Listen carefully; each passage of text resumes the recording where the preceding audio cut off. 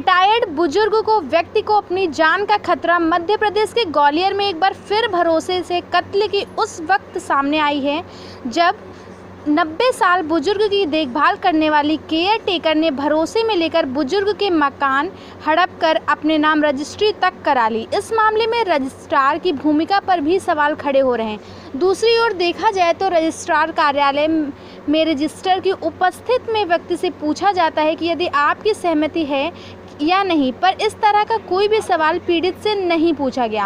अब बेबस बुजुर्ग न्याय के लिए सभी जगह गुहार लगा चुके हैं, मगर न्याय की उम्मीद नहीं दिख रही है। कई जगह इन्होंने आवेदन भी दिया, पर अभी तक कोई भी सुनवाई नहीं हुई। रिटायर्ड बुजुर्ग व्यक्ति को अपनी जान का खतरा भी बना हुआ है, क्योंकि जब केयर टेकर भरोसे में लेकर मकान की रजिस्ट्री करवा सकती है तो मकान हड़पने के लिए मुझ पर हमला भी करवा सकती है।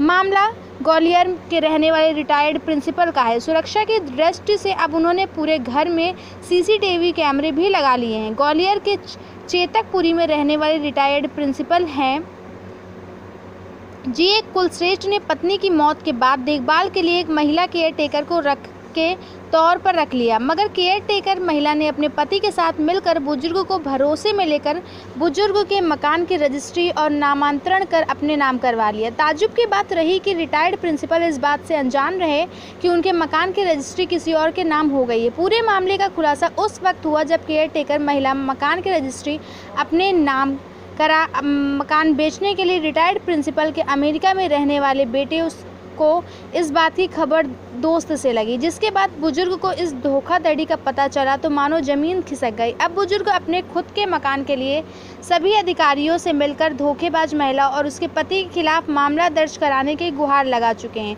मगर अब तक कोई सुनवाई नहीं हो सकी है। वहीं इस मामले में रजिस्ट्री करने वाले अधिकारी की भूमिका भी संदिग्ध लग रही है, क्योंकि गवाह के तौर पर साइन करने के बाद उनके मकान की रजिस्ट्री दूसरे की कैसे हो गई। ग्वालियर से सागर शर्मा की विशेष रिपोर्ट। क्या नाम है आपका? मेरा नाम डॉक्टर GCN कुलश्रेष्ठ।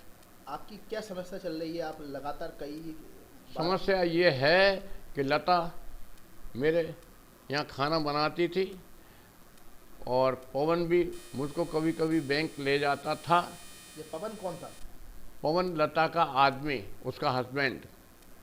और उसके बाद 4-6 महीने बाद लता ने कहा कि मेरे बच्चे अंकल बड़े हो रहे हैं, आपको मैं बुलवा लिया करूँगी गाड़ी भेज के और मेरे यहाँ खाना खा लिया करो। कितने सालों से वो काम कर रही थी आपके यहाँ? वो 2006 अगस्त से 2006 से काम कर रही थी।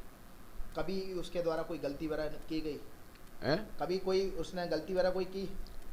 नहीं, गलती कोई बात ही नहीं हुई। काम वो तो खाना बनाती थी बस। अब ये जो मकान की आपकी जो शिकायत है वो आपको कब पता लगी और कैसे लगी? पवन ने 28 अगस्त को मुझसे कहा कि अंकल आपको गवाही पे दस्तखत करना है, लता कोई प्रॉपर्टी खरीद रही है। मुझको ले गई है रजिस्ट्रार ऑफिस। मैंने 100% विश्वास था कि ये धोखा नहीं देगी, लड़की की तरह से उसे मानता था। तो वास्तविकता में ये हुआ कि उसने मेरे ही मकान के कागज़ बना के लाकर और उन पे मेरे दस्तखत करा लिए, और ये चीज़ मुझको दूसरे दिन सवेरे पता पड़ा।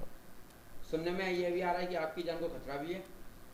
और नेचुरली ये पंकज कुशवाहा वगैरह ये लोग सब इसी तरह के आदमी हैं, और मैं अकेला रहता हूँ।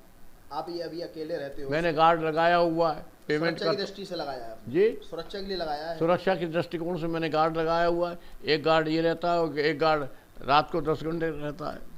दूसरा सवाल हमारा ये है कि आप रजिस्ट्रार ऑफिस गए, क्या रजिस्ट्रार ने आपसे पूछा कि आप मकान बेचने आए हो? रजिस्ट्रार ने कुछ पूछा तो था, और मुझे अभी इस वक्त कुछ ध्यान नहीं आ रहा, समझे? मतलब इस तरह का सवाल नहीं किया कि आप मकान बेचने आए? नहीं, कोई बात ही नहीं हुई। मैंने अपने मकान को बेचने का कभी सोचा भी नहीं था और आज भी नहीं सोचा है। अभी आपको क्या खबर आ रही है कि क्या कह रही है वो लता?